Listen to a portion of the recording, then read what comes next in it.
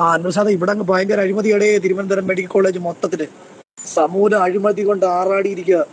Thiruvananthapuram medical college നമ്മൾ ഈ social മീഡിയയിലൊക്കെ കാണുന്നില്ലയോ? അത് വാസ്തവം തന്നെ. അത് മനസ്സിലായില്ലയോ?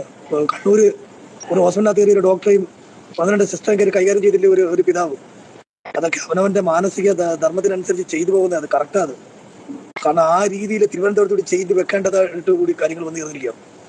ഒരു മനുഷ്യൻ വന്ന് എന്തെങ്കിലും ചോദിച്ചു കഴിഞ്ഞാൽ ഹോസ്പിറ്റലിനെ സംബന്ധിച്ച് എന്തെങ്കിലും ഡീറ്റെയിൽസോ എന്തെങ്കിലും അറിയേണ്ട കാര്യങ്ങൾ ചോദിച്ചു കഴിഞ്ഞാൽ ഒരക്ഷരം ശബ്ദിക്കത്തില്ല. ഒരക്ഷരം അവര് മറുപടി പറയത്തില്ല. നമ്മൾ യൂണിഫോം ഇട്ടിരിക്കുന്ന ഒരാളിനോട് നമ്മളൊരു കാര്യം നമ്മൾ അറിയാൻ വേണ്ടി ചോദിച്ചാല് നായക് നോക്കുന്ന കണ്ണുകൊണ്ട് പോലെ അവർ നോക്കാൻ ശ്രമിക്കത്തില്ല. ഒന്ന് തിരിഞ്ഞു പോലെ നോക്കത്തില്ല. ഒരു മറുപടി പിന്നീടാകട്ടെ പറയത്ത പോലുമില്ല. ഇവിടെ കൈക്കൂലിയുടെ ഏറ്റവും വലിയ ബഹളം. ഞാന് ഈ ആശുപത്രിയിൽ ഞാൻ ഇവിടെ വന്നിട്ട് വെള്ളിയാഴ്ച രാത്രി ഞാൻ ഇവിടെ വന്ന എമർജൻസി ആൻജിയോഗ്രാം ചെയ്യുന്നതിന് വേണ്ടിയിട്ട്. മനസ്സിലായില്ലേ? എമർജൻസി ആൻജിയോഗ്രാം ചെയ്യുന്നതിന് വേണ്ടിയിട്ട് ഇവിടെ വന്നിരുന്ന വെള്ളിയാഴ്ച വൈകിട്ട്. ശനി, ഞായർ, തിങ്കൾ, ചൊവ്വ, ഇന്ന് ബുധൻ, ഇന്ന് 6 ദിവസം തികയും. എമർജൻസി ആയിട്ട് കിട്ടുന്നതിൽ വെച്ച് ഏറ്റവും വേഗം പോകുന്ന ആംബുലൻസ് പിടിച്ച് തിരുവനന്തപുരം മെഡിക്കൽ കോളേജിലേക്ക് പോകണമെന്ന് പറഞ്ഞ് വിട്ട് എമർജൻസി ആയിട്ട് തിരുവനന്തപുരത്തേക്ക് പറഞ്ഞിട്ട് ഒരു പേഷ്യന്റ് അനുവദിച്ചാത്ത ഞാൻ ഇന്ന് 5ാമത്തെ ദിവസം ഇവർ എന്റെ പേരിൽ കാണിക്കുന്ന ഈ നിരാലംബതയും ഈ ഉദാസീനതയും ഈ ഒരു കാര്യപ്രാപ്തി ഇല്ലായ്മ ഇത് എന്താണെന്ന് മനസ്സിലാവുന്നില്ല. അനുവദിച്ചാത്ത ഇതിനിടയ്ക്ക് എന്നെ പരിശോധിക്കാൻ പറ്റുന്ന റൗണ്ട്സ് എന്നെ പരിശോധിക്കുന്ന ഡോക്ടറിനോട് ഞാൻ പലതവണ ചോദിച്ചു, എനിക്ക് എന്റെ പേരിലുള്ള ഈ ചികിത്സ എപ്പോൾ നടക്കും എന്നുള്ളത്. അവർക്ക് ഒരു കാരണവശാലും യാതൊരുവിധ ഐഡിയ ഇല്ല. ഐഡിയ ഇല്ല. ഇവര് കൈക്കൂലി വാങ്ങിച്ചുകൊണ്ടാണോ ഇവർ ഇങ്ങനെയൊക്കെ ചെയ്യുന്നതെന്ന് പോലും അറിയത്തില്ല. ആ രീതിയിലുള്ള സംവിധാനത്തിലേക്ക് കാര്യങ്ങൾ പോയിക്കൊണ്ടിരിക്കുകയാണ്.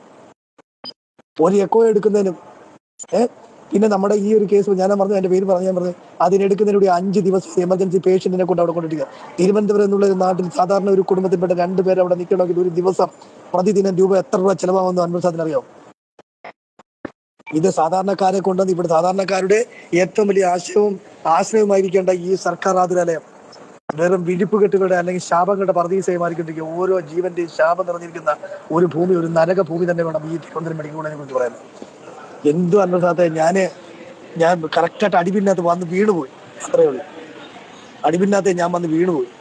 ഒരു കാര്യം ഞാൻ പറയാൻ വേണ്ടിയിട്ട് അനുഭവത്തിനോട്, എനിക്ക് എന്തെങ്കിലും എന്റെ ജീവന് എന്തെങ്കിലും അപായം സംഭവിച്ചാല് എന്റെ ഈ ജീവൻ വെച്ച് ചെറു നിസ്സാരമായിട്ട് കാര്യങ്ങൾ നോക്കിക്കാണുന്ന ഇവിടുത്തെ ഉദ്യോഗസ്ഥരുടെ അനാസ്ഥ ഞാൻ അത് വെളിവാകത്തക്ക രീതിയിൽ ഞാൻ വോയിസ് ഇട്ടിട്ടുണ്ട്. ഈ വോയിസ് അഥവാ എന്റെ ജീവൻ എന്തെങ്കിലും സംഭവിച്ചു കഴിഞ്ഞാല് ഇവരുടെ ഈ ഒരു ഉദാസീനത കൊണ്ടും ഈ ഒരു അലംഭാവം കൊണ്ട് എന്റെ ജീവൻ എന്തെങ്കിലും ഒരു ഭീഷണി എന്തെങ്കിലും ഒരു ആപത്തോ സംഭവിച്ചാൽ അമർസാത്തെ ആ വോയിസ് എന്റെ വോയിസ് റെക്കോർഡ് ഞാൻ നിനക്ക് അയച്ചു തരുന്നുണ്ട്. അതുകൊണ്ട് ഈ പുറം ലോകത്തെ അറിയിക്കണം.